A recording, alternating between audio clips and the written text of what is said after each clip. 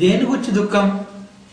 లేనితనాన్ని గురించి కాదు, దారిద్ర్యాన్ని గురించి కాదు, మరి రోగాలను గురించి కాదు, మరి నీ యొక్క ఆర్థిక పరిస్థితులను బట్టి కాదు, కానీ నీ పాపముల విషయంలో నువ్వు దుఃఖపడితే నువ్వు ధన్యుడు అంట. ఎవరైతే తమ పాపముల విషయంలో దుఃఖపడతారో వారు ధన్యులు, వారు దేవుని చేత ఓదార్చబడతారని యేసు ప్రభు కొండ మీద ప్రసంగములో మత్తయి 5వ అధ్యాయం మనము స్పష్టంగా చదువుతున్నాము. అంతేకాదు బైబిల్లో మరి యెషయా గ్రంథము 61:3 వచనంలో ఏమని రాయబడి ఉందంటే, దుఃఖపడే వారికి ఉల్లాస వస్త్రము దేవుడు ధరింపచేస్తాడు. ఎవరైతే తమ పాపముల విషయంలో దోషముల విషయంలో దుఃఖిస్తారో వారికి దేవుడు ఉల్లాస వస్త్రాన్ని ధరింప చేయటానికి సిద్ధంగా ఉన్నాడంట. కానీ ఈ లోక సంబంధమైన దుఃఖము మరణానికి దారి చేస్తుందని బైబిల్లో వ్రాయబడి ఉంది. దైవ చిత్తానుసారమైన దుఃఖము మారు మనసుకు దారి చేస్తుంది, కానీ ఈ లోక సంబంధమైన దుఃఖము మరణానికి దారి చేస్తుంది. ఇక్కడ కూడా ఈ స్త్రీ కూడా దైవ చిత్తానుసారమైన దుఃఖం చేత నింపబడి పశ్చాత్తాపం అనుభవంలోకి నడిపింపబడుతుంది. హల్లెలూయా. ఈ విధంగా పరిశుద్ధాత్మ దేవుడు ఏ విషయంలోనైనా, ఏ సంఘటన విషయంలోనైనా నిన్ను గద్దిస్తే, నిన్ను ఒప్పిస్తే ఒప్పుకోవటానికి నువ్వు ఏమాత్రము అలక్ష్యం చేయొద్దని దేవుని పక్షంగా మీకు విజ్ఞప్తి చేస్తున్నాను. ఎందుకంటే అవకాశం మళ్ళీ రాకపోవచ్చు. ఈ లోక సంబంధమైన దుఃఖం అంటే చూడండి, ఇశ్రాయేల్ ప్రజల్ని దేవుడు ఐగుప్తు దేశం నుండి తోడుకుని వచ్చాక ఈ మన్నా మాకు చేదుగా ఉంది. దేవదూతలు తినే ఆహారాన్ని దేవుడు మనుషులకి ఇస్తే అది చేదయిందంట. మాకు మాంసము కావాలి, మాకు మాంసము ఎవరు పెట్టేదనని మరి ప్రతి ఒక్కరూ తమ యొక్క గుడారము వెలుపల నిలవబడి కూర్చుండి ఏడ్చినట్టు. ఎంత గొప్పగా ఏడ్చారంటే వారి ఏడుపు పరలోకమందున్న దేవునికి వినపడినట్టుగా ఏడ్చారంట. అదేమి దుఃఖం అంటే ఈ లోకానుసారమైన దుఃఖము. ఆ దుఃఖం చేత వారు మరణించి ఉన్నారని బైబిల్లో రాయబడి ఉంది. హల్లెలూయా. ఈమె కూడా దైవ చిత్తానుసారమైన దుఃఖంతో ఈమె నిండి ఉంది అని బైబిల్లో రాయబడి ఉంది. మరి అంతేకాదు, ఈమె కన్నీళ్లతో యేసు యొక్క పాదములను తుడిచిందని వ్రాయబడి ఉంది. చూడండి, కన్నీళ్లు ఎప్పుడు చుక్క చుక్కలుగా వస్తాయి, కానీ అవి ధారగా రావు. ఎంత ధారగా వస్తే ఈమె యేసు యొక్క పాదాలను కడిగి ఉంటుందో మీరు ఆలోచించవచ్చు. మన బైబిల్లో మనం చూస్తున్నప్పుడు దావీదు కీర్తనకారుడు ఒక చక్కటి వాక్యాన్ని ఇక్కడ వ్రాసాడు. కీర్తన 56 అధ్యాయం 8వ వచనంలో ఏమని వ్రాయబడి ఉందంటే, నా కన్నీళ్ళన్నీ నీ గుడ్డలో ఉంచబడినవి, నీ కవునిలో వ్రాయబడి ఉన్నవి. హల్లెలూయా. చూడండి, దేవుని యొక్క సన్నిధిలో మీరు కార్చే ప్రతి ఒక్క కన్నీరు ఆయన యొక్క బుడ్డిలో దాచిపడి ఉన్నాయంట.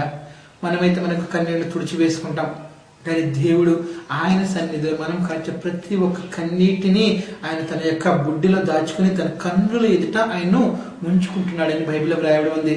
పరలోకం మేము చూచాము. పరలోక దర్శనం అనే బుక్ లో పెద్ద పెద్ద పీపాలు వంటివి కనపడ్డాయంట. దేవుడు ఎవరికైతే పరలోకాన్ని గురించి దర్శనం ఇచ్చాడో వారికి పెద్ద పెద్ద పీపాలను గురించి వ్రాయబడి చూచారు.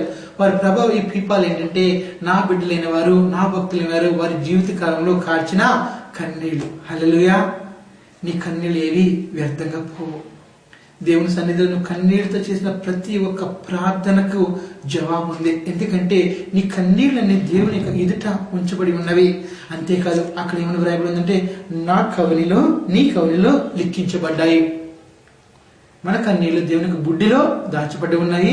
ఆయనకు కవిని అంటే పుస్తకం, ఆయనకు పుస్తకంలో భద్రం చేయబడి ఉన్నాయి. హల్లెలూయా.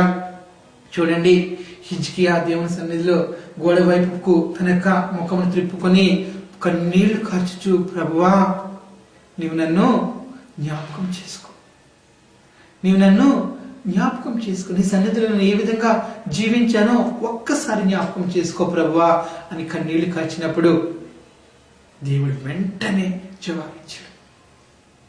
అంతేకాదు, సంసోను మరి ఫిలిష్తీయుల దాగోను గుడిలో మరి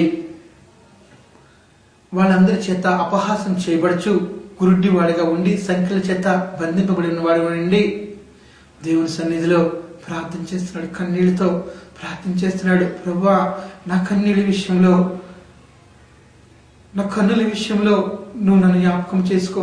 ఈ ఫిలిష్తీయులు నా కన్నులను ఓడపెరికి వీళ్ళు నా ఎడలు చేస్తున్న ఈ కార్యాన్ని జ్ఞాపకం చేసుకో. ఈ ఒక్కసారికే నన్ను బలపరచు, ఈ ఒక్కసారికే నన్ను కరుణించు, ఈ ఒక్కసారికి నన్ను దృష్టించని కన్నీళ్లతో మరి సంసోను ప్రార్థన చేసినప్పుడు దేవుడు వెంటనే సంసోనుకు పోగొట్టుకున్న అభిషేకాన్ని ఇచ్చి, హల్లెలూయా.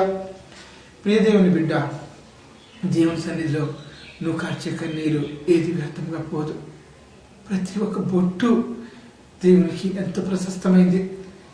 బైబిల్ మనం చూస్తున్నప్పుడు 126 దావీదు కీర్తన 5వ వచనంలో ఏమైనా వ్రాయబడి ఉందంటే, కన్నీళ్లతో విత్తువారు సంతోషంతో పంట కోసెదరు, పిడికిలు విత్తనములు చేత పట్టుకుని ఏడ్చుచు విత్తువారు సంతోష గానంతో మరి పనులు మోసుకుని వచ్చెదరు అని బైబిల్లో వ్రాయబడి ఉంది.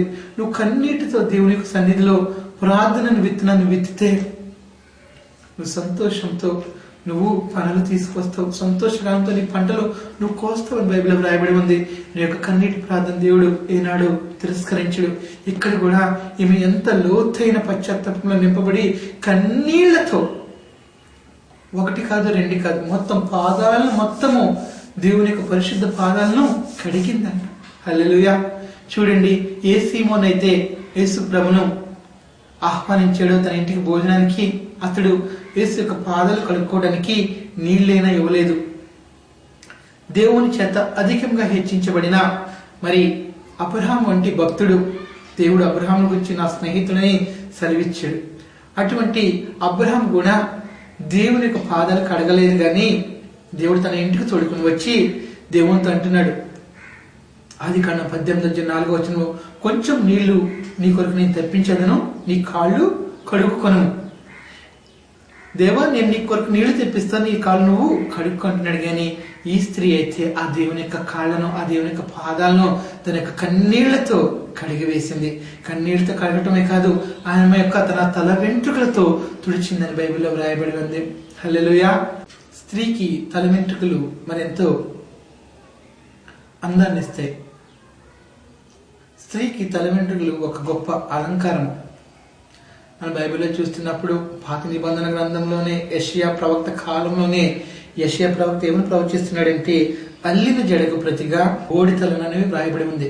అంటే అప్పట్లోనే మరి జడలు అల్లుకోవటం ఎందుకు వాళ్ళు ప్రసిద్ధులుగా ఉన్నారు. ఆ విధంగా తమకు జడలను అలంకరించుకునే వారుగా ఉన్నారని బైబిల్లో వ్రాయబడి ఉంది. పేతురు 1 పేతురు 3:3 కూడా ఏమని వ్రాయబడి ఉందంటే, వెలుపటి అలంకార సంబంధమైన, అంతరంగం కాదు, బయట బాహ్యంగా అలంకార సంబంధమైనది ఏంటంటే జడ. మరంతేకాదు పౌలు కూడా ఈ జడలను గురించి ఏమంటున్నాడంటే, 1 కొరింథీ 11:15 తల వెంట్రుకలు పెంచుకుంటా స్త్రీకి ఘనం. హల్లెలూయా. ఎవరు స్త్రీ తన తలను మరి బోడి చేసుకోరు, కానీ ప్రతి ఒక్క స్త్రీ తన తల వెంట్రుకలను పెంచుకుంటారు, పెంచుకొని పోషించుకుని సంరక్షించుకుంటారు. ఎందుకంటే తల వెంట్రుకలు ఆమెకు ఘనమైనవని బైబిల్లో వ్రాయబడి ఉంది. ఈ స్త్రీ తన యొక్క ఘనమైన ఆ తల వెంట్రుకలు తీసుకువచ్చి యేసు యొక్క పాదాలతో తుడిచిందంట. హల్లెలూయా. తనకి ఏది ఘనమో దాన్ని యేసు యొక్క పాదాల దగ్గర పడవేసింది. ఏది ఘనమో ఆ యొక్క వెంట్రుకలతో యేసు యొక్క పాదాలను తుడిచి ఉందని బైబిల్లో వ్రాయబడి ఉంది. హల్లెలూయా. ఎంత ఉన్నతమైన మరి ప్రేమను యేసు ఎలా చూపిస్తుందో చూడండి. ఆమె ఆ యేసు యొక్క పాదాలను తుడటమే కాకుండా, తన తల వెంట్రుకలతో తుడమే కాకుండా మరి వాటిని ముద్దు పెట్టుకుందని బైబిల్లో వ్రాయబడి ఉంది. ముద్దు అన్నది మరి మనకు ప్రేమను వ్యక్తపరిచే విధానం. మరి ఒకరు రాశారు ఇంగ్లీష్లో, కిస్ ఈ సెల్యూట్ విత్ ద లిప్స్ అని రాశారు. అంటే పెదవులతో వాళ్ళని గౌరవించడమే ముద్దని ఒక చోట వ్రాయబడి ఉంది. మరి మన బైబిల్లో చూస్తున్నప్పుడు ప్రేమకు సాదృశ్యంగా ఈ ముద్దులు చూస్తున్నాం. మరి తప్పిపోయిన కుమారుడు మరి దూరంగా ఉండగానే ఆ తండ్రి పరిగెత్తుకుని వెళ్ళి మరి ఆ తప్పిపోయిన కుమారుని మెడ మీద పడి మరి కౌగులించుకుని ముద్దు పెట్టుకుని తన ఇంటికి తోడుకుని వచ్చి ఉన్నాడని అక్కడ వ్రాయబడి ఉంది. ముద్దు ప్రేమకు చిహ్నంగా మరి మనం చూస్తున్నాం. ఇక్కడ కూడా ఈమె యేసు యొక్క పాదాలను ముద్దు పెట్టుకుంది. హల్లెలూయా. చూడండి ఎంత గొప్ప ధన్యత. చూడండి, చాలా మందికి దేవుని ప్రేమిస్తున్నామని చెప్పుకుంటారు, కానీ ఆ ప్రేమను ఏ విధంగా వ్యక్తపరచాలో తెలియదు. క్రియలు లేని ప్రేమ వ్యర్థం. నీ ప్రేమను క్రియల్లో కనపరచలేకపోతే ఆ ప్రేమ వ్యర్థం. అది నీ ప్రేమ నీ హృదయాల్లోనే మరి కొన్ని సంవత్సరాల నుంచి అలాగ పదిలపరుచుకుంటే దానివల్ల నీకు ప్రయోజనం కాదు, దేవునికి ప్రయోజనం కాదు. నీ యొక్క ప్రేమను ఆయన ఎలా వ్యక్తపరచాలి. దావీదు కీర్తనకారుడి యొక్క కీర్తనలన్నీ దేవుని యొక్క తనకున్న ప్రేమను వ్యక్తపరిచి కీర్తించిన కీర్తనలు. హల్లెలూయా. ఇక్కడ కూడా యేసు యొక్క పాదాలమే ముద్దు పెట్టుకుంది. పాదాలు ముద్దు పెట్టుకుని చివరిగా ఆమె ఏం చేస్తుందో చూద్దాం. యేసు యొక్క పాదాలను ముద్దు పెట్టుకుని దేవుని ఆజ్ఞను ఆమె శిరస వహించిందండి. ఎందుకంటే కీర్తన 2వ అధ్యాయము 12వ వచనంలో ఏమని రాయబడి ఉందంటే, కుమారుని ముద్దు పెట్టుకోండి, లేని ఎడల ఆయన కోపించెను. హల్లెలూయా. దేవుని కుమారుడైన యేసును ముద్దు పెట్టుకోండి, లేని ఎడల ఆయన దేవుడు కోపించినని రాయబడి ఉంది. ఇక్కడ కూడా ఈ స్త్రీ అదే చేసింది. ఆయన యొక్క పాదములను ముద్దు పెట్టుకుని దేవునికి ఆజ్ఞను శిరస వహించడమే కాక తన యొక్క ప్రేమను యేసు ఎడల మరి చూపించింది. చివరిగా మనం చూస్తున్నప్పుడు ఆమె అత్తరును ఆయన తల మీద పోసిందని వ్రాయబడి ఉంది. హల్లెలూయా. హల్లెలూయా. చూడండి, అత్తరు అది మిగుల విలువ కల అత్తరు.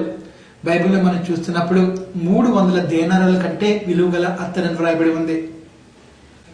మన బైబిల్లో చూస్తున్నప్పుడు ఆ కాలంలో ఒక దినపు కూలి ఎంతంటే 1 దేనారము. మత్తయి సువార్త 20వ అధ్యాయం 2వ వచనంలో ఒక యజమానుడు తన యొక్క ద్రాక్ష తోటలకి పనివాన్ని పిలిచి 1 దేనారమునకు వారితో వడబిడిక చేసుకున్నాడని వ్రాయబడి ఉంది. అంటే ఆ దినములో ఒక కూలి 1 దేనారం, ఒక రోజు యొక్క జీతం 1 దేనారం, అంటే 300 దేనారం, అంటే 1 సంవత్సర కాలం అంతటి మరి ఆమె యొక్క కష్టాన్ని తీసుకువచ్చి ఈమె మరి అత్తరును కొని అత్తను ఆయన తల మీద పోసిందని వ్రాయబడి ఉంది. హల్లెలూయా. ఎంత ఉన్నతమైన ప్రేమ చూడండి. తన యొక్క ప్రేమను, దేవుని ఏళ్ళ తనకున్న ప్రేమను, గౌరవాన్ని ఏ విధంగా ఆమె వ్యక్తం చేస్తుందో చూడండి. యేసు ప్రభు కూడా మాట అన్నారు, కొద్దిగా విత్తువారు కొద్దిగానే కోస్తారు, విస్తారంగా ఇస్తువారు విస్తారంగా కోస్తారు. నిజంగా ఈమె యేసును విస్తారంగా ప్రేమించింది, విస్తారంగా ఆయన కొరకు ఉన్నతమైన కార్యములు చేసింది. శిష్యులంతా అభ్యంతరపడుతున్నారు. శిష్యులంతా అంటున్నారు, అయ్యో ఎందుకు ఇంత విలువైన అత్తరు? ఎందుకంటే అత్తరుతోటి ఆ ఇల్లంతా సుగంధంతో నిండి ఉండిందని మన బైబిల్లో మనము చూస్తున్నాము. ఇల్లంతా సుగంధంతో నిండిపోయింది, ఇల్లంతా పరిమళ వాసనతో నిండిపోయింది. శిష్యులు కూడా అభ్యంతరపడ్డారు, కానీ యేసు ఆమెను ప్రశంసించాడు. హల్లెలూయా. ఆమె చేసిన కార్యాన్ని బట్టి ప్రశంసించాడు. దేవుని నామాన్ని బట్టి నువ్వు చేసిన ఏ ఒక్క కార్యమో వ్యర్థంగా పోదు. మనం హెబ్రీ పత్రిక 6వ అధ్యాయంలో మనం చూస్తున్నప్పుడు తన నామాన్ని బట్టి చేసిన ఉపకారాన్ని మర్చిపోవటానికి దేవుడు అన్యాయస్తుడు కాదంట. నువ్వు క్రీస్తు వారని మరి గుక్కిడి చన్నీళ్లు ఆయనకు బిడ్డలకి ఇస్తే దాని యొక్క ప్రతిఫలాన్ని నువ్వు పొందుకుంటావు. దేవుని సన్నిధిలో ఏ చిన్న కార్యమును చేసినా దానికి 100 ప్రతిఫలాన్ని నువ్వు పొందుకుంటావు. యేసు ప్రభు కొరకు ఈమె చేసిన కార్యాన్ని మనుషులంతా మరి అభ్యంతరపరుస్తున్నప్పుడు యేసు ఆమెను మెచ్చుకోవటమే కాదు, ప్రశంసించడమే కాదు, ఆయన ఏమన్నారంటే, ఈమె నా భూస్థాపన కొరకు ముందుగానే నా యొక్క శరీరాన్ని అభిషేకించిందని. హల్లెలూయా.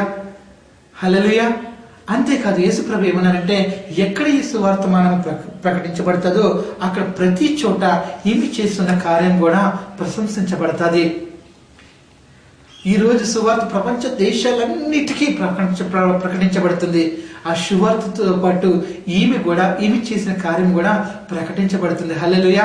నువ్వు దేవుని ప్రేమించి వాడివైతే నువ్వు దేవుని చేత ప్రేమింపబడతావు, దేవుని చేత హెచ్చించబడతావు, దేవుని చేత ఘనపరచబడతావు. ఇక్కడ ఈ స్త్రీ పాపాత్మురాలైనప్పటికీ దేవుని ఉన్నతంగా ప్రేమించింది. బైబిల్లో రాయబడి ఉంది, ప్రేమ అనేకమైన పాపములను, దోషములను కప్పును. ఆమె విస్తారంగా ప్రేమించింది కాబట్టి విస్తారంగా ఆమె కనికరించబడింది. నీవు కూడా అట్టి విధంగా యేసుని ప్రేమించి ఆయన చేత ఉన్నతమైన స్థితిలోకి నువ్వు రావాలని దేవుడు ఆశిస్తున్నాడు. ప్రార్థన చేసుకుందాం. పరలోకమందున మా తండ్రి, యేసయ్యా నీకు వందనాలు, స్తోత్రాలు దేవా. మరి ఎంతవరకు మాతో మాట్లాడిన వాక్యాన్ని బట్టి నీకు వందనాలు, స్తోత్రాలు తండ్రి. ఆమె పాపాత్మురాలైనప్పటికీ తండ్రి నిన్ను విస్తారంగా ప్రేమించి దేవా నీ చేత కనికరింపబడి, నీ చేత నీతిమంతులుగా తీర్చబడి, నీ చేత ఆమె ఘనపరచబడి, హెచ్చించబడి తండ్రి నీ సువార్త ఎక్కడ ప్రకటింపబడుతుందో ఈమె చేసిన కార్యం కూడా అక్కడ ప్రశంసించబడుతుందని సెలవిచ్చిన యేసయ్యా నీకు వందనాలు, స్తోత్రాలు తండ్రి. నీ నామాన్ని బట్టి చేసిన చిన్న కార్యాన్ని గురించి కూడా నువ్వు మర్చిపోవడానికి అన్యాయస్తుడు కాదని దేవా సెలవిచ్చినందుకు నీకు వందనాలు, స్తోత్రాలు తండ్రి. కనుక దేవా ఈ వాక్యం ఉంటున్న ప్రతి ఒక్క బిడ్డను దర్శించండి దేవా. నిన్ను ప్రేమించే బిడ్డలుగా, నీ కొరకు ఉన్నతమైన కార్యం చేయ బిడ్డలుగా వీరిని చేయమని వేడుకుంటున్నాం తండ్రి. దానియేలు 11:32 ప్రకారము తమ దేవుని ఎరిగిన వారు బలం కలిగి గొప్ప కార్యం చేసిన చలితం ప్రకారం ప్రతి ఒక్కరు నిన్నెరిగి గొప్ప కార్యం నీ పక్షంగా చేయడానికి నీ స్వార్థ వ్యాప్తిలో తండ్రి తాము కూడా పాలుభక్తులు కావడానికి కృప చూపించమని వినిన ప్రతి బిడ్డను దీవించి ఆశీర్వదించమని యేసునామమున ప్రార్థించి వేడుకుంటున్నాను తండ్రి. ఆమేన్.